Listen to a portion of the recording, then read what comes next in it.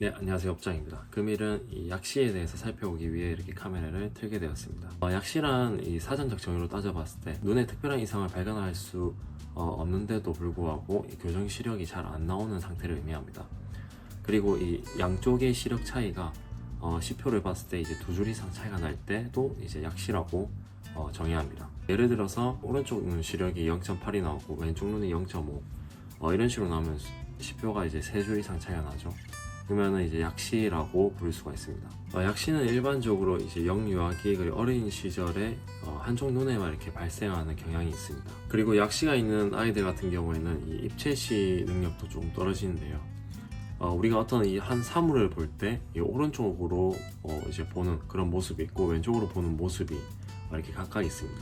그러면 이 두 가지가 뇌에서 한 번에 이렇게 융합을 해서 한 사물, 물체를 이제 입체적으로 이제 지각을 하는데 한쪽 눈이 약시가 되어서 이제 시력이 잘 안 보이고 잘 보이는 눈으로 보게 된다면 이제 입체시 능력이 좀 약간 떨어지게 되는 거죠. 그래서 이제 약시가 있는 친구들 같은 경우에는 입체시도 함께 좀 저하되는 그런 증상을 보입니다. 그렇다면 이 약시가 발생하는 원인이 무엇이냐? 첫 번째로는 이 사시성 약시가 있습니다. 사시성 약시란 말 그대로 이제 사시로 인해서 발생하는 그런 약시인데요. 오른쪽 눈이 그냥 정상적이라고 보고 왼쪽 눈이 이렇게 약간 나가 있는 이런 사시가 있다고 쳤을 때 이제 복시라는 현상이 발생이 됩니다.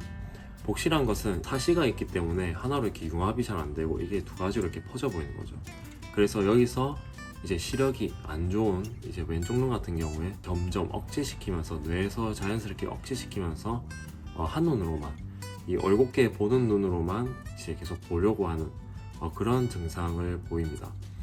그렇기 때문에 자연스럽게 이 사시가 있는 눈은 좀 잘 안 쓰게 되고 뇌에서 이제 시로에서 이렇게 계속 차단시키려고 하는 그런 억제 현상이 발현이 됩니다. 두 번째로는 이 굴절성 약시입니다. 굴절성 약시란 안경으로 교정을 했을 때 0.8, 0.9까지 잘 나오는데 안경을 안 써서 0.4, 0.5인 채로 계속 다니다 보니까는 이제 시력이 이제 자연스럽게 점점 더 이제 퇴화하는 그런 경우를 의미합니다. 그리고 이제 굴절 부등 약시도 있는데요. 양쪽에 이 시력 차이가 너무 많이 나다 보니까 예를 들어서 오른쪽에는 0.8, 왼쪽에는 0.4, 0.5 이 정도가 나오면서 이 잘 보이는 시력의 눈으로만 계속 보려고 하는 경향이 생기면서 이 반대쪽은 자연스럽게 안 쓰게 되는 그런 경향이 생깁니다. 그렇게 되면 시력이 점점 더 나빠지게 됩니다. 세 번째로는 이 선천성 백내장 약시가 있습니다. 백내장이란 것은 우리가 일반적으로 나이가 많으신 분들, 연세가 좀 있으신 분들에게 오는 그런 안질환으로만 알고 있지만 이것은 어린이들에게도 좀 종종 생기기 마련입니다.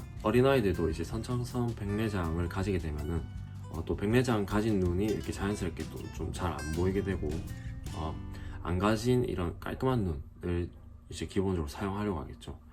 그러다 보니까 거기서 오는 시력 차이로 인해서 약시가 발생한다고 보시면 될 것 같습니다. 요약해보자면은 잘 보이는 눈은 이제 계속 사용하고 안 보이는 눈은 이제 자연스럽게 퇴화가 되면서 이제 시력 불균형에서 오는 증상이 이제 약시라고 보면 될 것 같습니다. 그래서 이 약시 같은 경우에는 정말 이 안과에서 추천하는 나이대가 7세, 7세 이전에 치료를 하면은 약시가 호전될 가능성이 매우 높다고 합니다. 성인이 되고 나서는 치료될 수 있는 이런 가능성이 좀 많이 줄어든다고 합니다. 그렇다면 이 약시를 치료하는 방법으로는 어떤 게 있을까요? 첫 번째로는 이 안경이나 콘택트 렌즈를 통해서 이 굴절 이상 시력이 이제 나쁜 것을 이제 좀 교정을 하는 게 가장 급선무겠죠. 그리고 두 번째로는 이 사시 수술을 통해서 사시가 있는 쪽의 눈을 이제 다시 정상적인 위치로 이렇게 좀 돌려놓는 그런 방법도 있습니다. 그리고 세 번째로는 이제 가림 치료라고 해서 안대를 이용하여 잘 보이는 쪽의 눈을 이렇게 가려서 이 안